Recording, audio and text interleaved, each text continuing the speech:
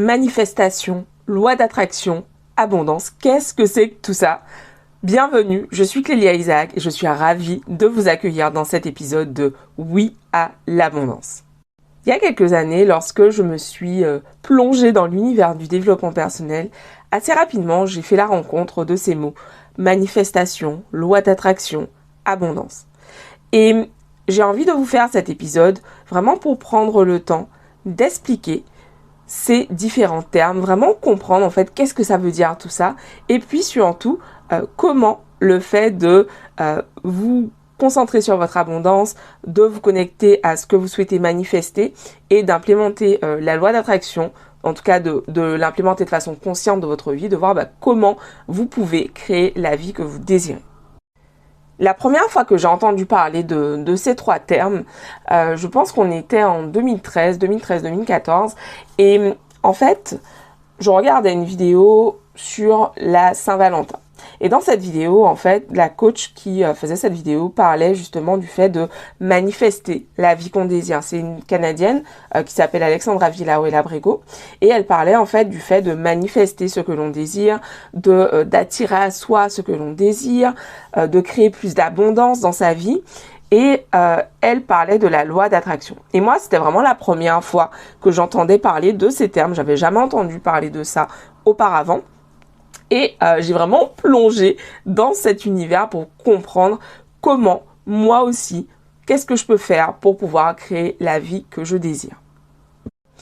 Alors, quand on prend le mot manifestation, déjà, alors, je vous vois venir, on n'est pas en grève. Il n'y a pas de rapport, en fait, entre le fait de manifester, aller manifester dans la rue contre une réforme ou pour obtenir quelque chose et le fait de manifester ici, le sens est vraiment différent. Ici, manifester, on l'entend vraiment au sens de créer ce que l'on désire dans sa vie. Donner vie à sa vision, vraiment en fait, faire en sorte que ce dont on rêve, ce que l'on espère, se produise. Ensuite, on va avoir l'expression la loi d'attraction dont on parle énormément. On entend beaucoup parler de la loi d'attraction et il y a pas mal en fait d'idées un peu préconçues sur cette loi d'attraction qui serait vraiment pour certains de la magie. Tu fais appel à la loi d'attraction, tu fermes les yeux, tu t'assieds et c'est bon, ça va se produire. Et j'ai vraiment envie de prendre le temps dans cet épisode de vous expliquer comment je vois les choses, de vous expliquer tout ce que j'ai appris en fait ces dernières années autour de la création de la vie que l'on désire. Et donc ensuite on a le terme abondance qui ici désigne vraiment en fait le fait d'avoir énormément de joie, d'amour, d'argent, de santé, vraiment une abondance de tout ce que l'on désire. Donc c'est vraiment l'idée là de la corne d'abondance dans tous les domaines de sa vie. On parle de façon un peu plus privilégiée d'abondance financière, mais l'abondance n'est pas que financière, elle peut être avoir une abondance d'amour dans sa vie, demander une abondance de santé, demander une abondance de joie, enfin bref, l'abondance c'est tout ce qui fait que tu vas avoir une vie exceptionnelle. Dans les épisodes précédents, on a beaucoup parlé de croyances. Qu'est-ce que tu crois? Qu'est-ce que tu te dis? Qu'est-ce que tu te répètes en fait au quotidien? Et ça, en fait, c'est vraiment un point sur lequel j'insiste beaucoup avec mes clientes parce que régulièrement, dans le travail qu'on fait ensemble, on va se rendre compte qu'il y a des croyances, des choses qu'elles se répètent encore et encore et encore et encore, qui font que finalement, elles n'obtiennent pas les résultats qu'elles désirent. Et le travail qu'on fait ensemble, une grande part de ce travail consiste justement à attirer leur attention sur ce qu'elles se répètent pour qu'elles puissent changer le disque, changer la donne et commencer à se dire quelque chose de nouveau pour manifester, créer dans leur vie ce qu'elles désirent. Donc vous vous en doutez, la manifestation n'est pas du tout réservée aux entrepreneurs, tout le monde manifeste et en fait on manifeste vraiment de façon inconsciente. Pour la plupart des gens, ils ne posent pas d'intention en se disant « je souhaite manifester telle et telle chose ». Juste, il y a des choses qui se passent dans leur vie, ce sont leurs manifestations. Et on croit souvent à tort que quand il se passe quelque chose que l'on ne désire pas dans notre vie, ce ne sont pas nos manifestations. Pourtant, si aujourd'hui, tu regardes ta vie et que tu te dis « ça ne me plaît pas, ce n'est pas ce que je désire », ce que tu vois aujourd'hui, c'est ce que tu as manifesté du fait de tes croyances qui sont très souvent liées à l'environnement dans lequel tu as grandi, mais pas que. Ces croyances vont aussi s'appuyer sur tes expériences, tout ce que tu te répètes au quotidien et aussi l'égrégore collectif, tout ce que l'on dit dans le collectif avec des pensées du style les artistes ce sont des crève-la-dalle, les artistes galèrent, c'est très dur d'être entrepreneur, la vie est dure, la vie la raide comme on dit en créole. Toutes ces croyances en fait qui sont dans le collectif et en fait que l'on intègre sans même s'en rendre compte, souvent en regardant des films, en écoutant des chansons, en discutant avec les uns et les autres, en fait on va embrasser toutes ces croyances et finalement elles vont venir se refléter dans ce que l'on vit, ce que l'on expérimente au quotidien. Donc vraiment, j'ai envie de profiter de cet épisode pour attirer ton attention sur le fait que là, déjà, aujourd'hui, tu manifestes au quotidien. Tout ce que tu vois autour de toi, c'est le fruit de tes manifestations. C'est le fruit de ta création. Et donc, s'il y a des choses aujourd'hui que tu souhaites changer, de la même façon que tu as créé cette réalité, tu peux créer une réalité qui colle plus avec tes désirs en fait. Pour ça, ça va te demander d'aller regarder qu'est-ce que tu te racontes, qu'est-ce que tu crois. Et ça, on va beaucoup en parler sur ce podcast parce que en tant que coach, je suis coach, c'est le travail principal que je fais avec mes clientes et pas que, bien sûr avec moi-même en fait. Tous les jours, je me pose, je travaille sur ce que je me répète au quotidien. Qu'est-ce que je crois être vrai? Qu'est-ce que j'ai envie de croire en fait aujourd'hui? Alors aujourd'hui, j'ai envie de te proposer un exercice, un premier exercice, qui est de prendre une feuille et d'écrire qu'est-ce que tu as manifesté dans ta vie aujourd'hui. Quand tu regardes ta vie, que ce soit donc au niveau vie amoureuse, vie personnelle, qu'est-ce que tu as manifesté? Comment est ta vie familiale? Comment est ta vie amoureuse? Comment est ta vie amicale? Comment c'est pour toi à ce niveau-là? Au niveau de ta vie professionnelle, qu'est-ce que tu as manifesté? Qu'est-ce qui se passe pour toi? Au niveau de ta santé, de ton bien-être, qu'est-ce que tu manifestes? Qu'est-ce qui est vrai pour toi? Au niveau de ton environnement, l'endroit dans lequel tu habites, le milieu dans lequel tu évolues, qu'est-ce qui est vrai pour toi? Et tes loisirs, bref, tout autre domaine qui te paraît important. Ta vie financière, bien sûr. Qu'est-ce que tu as manifesté? Qu'est-ce que tu manifestes au quotidien à ce niveau? C'est quoi ta réalité? Le but de cet exercice est vraiment de faire un état des lieux, de regarder ce qui se passe pour toi dans ces différents domaines pour que tu puisses prendre un temps et te demander, ok, est-ce que ce que je manifeste là en ce moment, est-ce que c'est ce que je désire vraiment? Oui ou non? Et vraiment, j'ai vraiment envie d'attirer ton attention sur le fait que cet exercice n'est pas du tout là pour que tu puisses te blâmer, pas du tout. On a tous une réalité à un moment T et à tout moment, tu es acteur, tu es actrice de cette réalité. Ça veut dire que si ce que tu vois, ce que tu as noté sur cette feuille aujourd'hui ne te convient pas, tu as le pouvoir de changer ça. Tu as le pouvoir en fait de créer, de manifester une réalité différente. Et quand j'ai découvert justement cet univers de la manifestation, de la loi d'attraction, il y a bientôt 10 ans, en fait, je me suis dit justement, waouh, je vais pouvoir changer ma vie. Et franchement, pour moi, c'était juste fabuleux parce qu'à ce moment-là, en fait, je passais mon temps à me répéter que j'ai pas de chance, pourquoi moi? Vraiment ce discours en mode oh là là, la pauvre, un peu victimisant, dans lequel je me disais en fait, voilà, la vie est contre moi, tout est contre moi, tout se passe mal, etc. Et en fait, tout se passait mal parce que chaque fois que je commençais à faire quelque chose, je me disais, j'attendais toujours le moment où il allait se passer où il allait y avoir un pépin. Donc c'est vraiment ça. C'est pour ça que c'est important d'être aussi conscient de ce que tu te répètes au quotidien. Parce que tout ce que tu te répètes, toutes les attentes que tu as intégrées, par exemple, si tout va bien pour toi, il va forcément y avoir un pépin à un moment donné. Tout ça, ce sont des choses dont tu peux te libérer. Ce n'est pas la vérité. C'est ce que tu as intégré pour l'instant et qui du coup, effectivement, semble vrai, puisque tu l'as tellement intégré, c'est ce que tu vois au quotidien. Mais j'ai vraiment envie d'attirer ton attention sur le fait que ce n'est pas la réalité. Ce n'est pas la vie. La vie n'est pas difficile. Il y a des moments challengeants dans la vie. Tu vois la différence ? À partir du moment où tu fais cet effort en réalité, puisque c'est pas naturel pour la plupart d'entre nous, de reprendre ton pouvoir, d'arrêter de subir la vie, mais de passer aux commandes en fait de ta vie, d'être, comme le dit le poème, le capitaine de ton âme, de reprendre la main. À ce moment-là, on peut commencer à parler. On peut commencer à parler, tu peux commencer à créer, à manifester ce que tu désires. On parle beaucoup de loi d'attraction. La loi d'attraction, oui, fais appel à la loi d'attraction pour pouvoir manifester ce que tu désires dans la vie. Je crois en la magie de la vie. Je crois vraiment en fait que la vie est là pour nous soutenir. Je crois vraiment qu'il y a des choses absolument fabuleuses, merveilleuses, presque magiques même, qui peuvent se passer dans la vie. Pour autant, quand j'entends loi d'attraction, désormais, j'entends deux choses. Attraction, attirer à soi, et action. Attirer à soi et action. J'entends ces deux mots, en fait, dans loi d'attraction, enfin dans attraction, du coup. Pourquoi j'insiste là-dessus?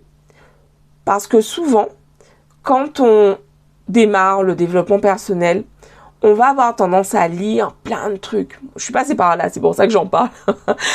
On va lire plein de choses, plein de livres, écouter plein de vidéos sur YouTube. Et on se dit, ok, je vais faire appel à la loi d'attraction pour créer ce que je désire. Et on oublie le second élément. Oui, j'attire à moi et je passe à l'action. Et je me bouge. Et je fais les actions qui sont inspirées. Pour beaucoup de femmes, en fait, ça, c'est le point sur lequel il est important de changer les choses. L'énergie du passage à l'action, c'est plutôt une énergie yang. Donc c'est une énergie en fait plutôt masculine en réalité qui va demander d'agir, de passer à l'action. L'énergie yin, donc plutôt féminine, c'est une énergie en fait dans laquelle on est vraiment dans la réception, dans le fait vraiment de laisser faire la vie en fait. Cependant, pour pouvoir créer ces manifestations, pour pouvoir créer ta vision, ça te demande en fait à la fois d'utiliser ton côté yin, le côté du recevoir, et ton côté yang, ton côté qui va te demander en fait de passer à l'action. Tu as besoin des deux en fait. Et c'est ça en fait que beaucoup de personnes oublient. Souvent quand j'échange avec mes clientes, elles me font part de leurs idées. Elles ont plein d'idées, j'accompagne les femmes entrepreneurs. Les idées, c'est pas ça qui manque du tout. Mais pour beaucoup d'entre elles en fait, là où ça coince, c'est souvent le passage à l'action, qui est beaucoup trop lent. Elles vont avoir une idée et en fait, entre le moment où elles ont une idée et la mise en application de l'idée, parfois il peut se passer des années. Et j'en parle en fait parce que ça typiquement, c'est le point sur lequel j'ai le plus travaillé ces dernières années. Le fait de passer à l'action beaucoup plus facilement, d'arrêter d'attendre le bon moment, d'agir en fait pour manifester ce que je désire. Et du coup, j'ai eu tendance par moments à tomber dans le travers inverse, c'est-à-dire à être dans le faire tout le temps. Il faut faire vite, je fais, qu'est-ce qu'il y a à faire, on y va, on fait. On travaille pendant des heures, on ne dort pas. Et ça, en fait, typiquement, aujourd'hui, c'est mon point d'attention, de faire attention à aussi être dans cette énergie féminine, être dans le recevoir, être dans laisser faire la vie et ne pas vouloir tout contrôler. En tant que femme, on a donc ce cycle de 28 jours. Et pendant ce cycle, en fait, on va avoir vraiment des moments pendant lesquels on va être hyper avec beaucoup d'énergie. Vraiment cette énergie du « ok, on y va, on délivre, on fait à fond ». Et on a également d'autres moments pendant lesquels on va avoir besoin d'être du coup plus au ralenti, plus calme en fait. C'est comme ça qu'on est faite, on a vraiment cette énergie très cyclique tout au long du mois. On en reparlera dans un prochain épisode de podcast teaser. Mais tout ça en fait, c'est important d'en avoir conscience parce que souvent on va avoir tendance à dire je comprends pas, voilà, j'avance pas sur mes projets comme je veux. Et vraiment parfois également se bercer d'illusions quant à ce que l'on fait réellement en fait. Qu'est-ce que je fais vraiment au quotidien pour pouvoir recevoir plus d'abondance dans ma vie? Et quand je dis qu'est-ce que je fais, ça peut être qu'est-ce que je fais de façon très concrète, qu'est-ce que je fais comme action. Est-ce que je vais me lancer dans une nouvelle formation pour acquérir de nouvelles compétences et ensuite pouvoir aller décrocher un nouveau job avec un nouveau niveau de rémunération? Est-ce que je lance une offre dans mon business? Mais qu'est-ce que je fais ici de façon très concrète? Qu'est-ce que je lance comme offre? À qui je la propose? Comment je vends ça? Etc. Et puis, il va y avoir d'autres moments où finalement, ça va demander d'être plus dans l'être. Ok, vraiment prendre le temps de se connecter à soi-même et pour comprendre qu'est-ce qui est là pour moi en fait? De quoi j'ai besoin? De quoi j'ai besoin en fait aujourd'hui? Et souvent l'écueil, c'est de passer d'un bord à l'autre, d'être soit à 100% dans son côté yin et du coup dans cette énergie très féminine dans laquelle finalement on attend, on est dans le recevoir, et complètement coupé du côté yang, ou dans ce côté yang mais du coup sans le côté yin. Et en fait dans les deux cas finalement c'est pas pour ton plus grand bien. C'est pour ça que ça va te demander finalement d'être vraiment, de poser de la conscience en fait sur tes actions au quotidien. Vraiment tous les jours te demander ok, c'est quoi l'action juste pour moi pour aller vers plus d'abondance? Qu'est-ce qui est ok pour moi en fait aujourd'hui? De quoi j'ai besoin? Et prendre vraiment le temps en fait de te connecter à ce dont tu as besoin. Par exemple, en ce moment, je travaille énormément. Je travaille vraiment, vraiment beaucoup. Cependant, en fait, j'ai vraiment vu là que mon corps avait besoin de mouvement. Donc du coup, j'ai repris le yoga. J'ai repris le fait de me poser également, de méditer en silence. Et j'ai commencé à faire vraiment au quotidien de l'EFT, des séances d'EFT, donc Emotional Freedom Technique. Donc c'est du tapping. On va venir taper sur les différents méridiens. Et en fait, ça, ce sont des choses que je fais en ce moment. Parce que oui, je suis dans cette période, c'est toute cette énergie très solaire puisqu'on approche de mon signe. Je suis lion, donc on approche en fait de la saison du lion. Et donc je sais, chaque année, à cette période, je suis hyper active. Cependant, j'ai conscience en fait qu'il est important, je sais que c'est mon point d'attention, comme à chaque fois, d'être attentive au fait de, ok, je fais, mais comment je me nourris? De quoi j'ai besoin en fait au quotidien pour pouvoir continuer à avancer et surtout en fait que ça soit nourrissant pour moi au long du chemin. Et le but c'est pas que j'arrive en fait en bout de course complètement fanée, épuisée, comme ça a pu être le cas par le passé. Je fais partie des gens qui croient qu'on peut vraiment tout avoir dans la vie. Je pense pas qu'on ait à choisir soit l'amour, soit une bonne carrière, soit une bonne santé, soit une vie avec une famille aimante, etc. Je crois pas qu'on ait à choisir. Je crois vraiment qu'on peut tout avoir. Pour autant, ce que je vois, c'est que ça demande en fait d'aller regarder si aujourd'hui il y a des domaines dans ta vie qui ne correspondent pas à ce que tu désires. Ça te demande en fait de faire quelque chose de différent. Ça m'a demandé de faire des choses totalement différentes ces 10 dernières années pour pouvoir avoir une vie complètement différente et devenir une femme totalement différente. La Clélia d'aujourd'hui, la Clélia de juin 2023 n'est pas du tout la Clélia qui découvrait le développement personnel il y a bientôt 10 ans. Pas du tout. Et tant mieux, c'est beau, tu vois, j'ai envie de te dire. Et en fait, tout au long de ces 10 années, de façon plus ou moins intense en fonction des moments de ma vie, en fait, j'ai vraiment toujours été, par contre, dédiée à ma grande vision. Qu'est-ce que je veux créer? Qu'est-ce que je veux créer dans ma vie? Au niveau amoureux, au niveau familial, au niveau professionnel, au niveau de ma santé. Qu'est-ce que je veux en fait? Et j'ai beaucoup cherché, je me suis beaucoup cherché. Déjà en fait, ça m'a pris un moment, en gros, pour réussir à comprendre que j'avais un vrai travail à faire sur moi en fait, parce que la découverte de ces premières vidéos de développement personnel, pour moi c'était juste le début du chemin. ça m'a pris des années en fait avant de m'autoriser à me faire accompagner en thérapie pour pouvoir travailler sur moi, sur mes croyances, sur mon amour de moi en fait. Parce que qui fait ça? Qui se fait accompagner en thérapie en fait?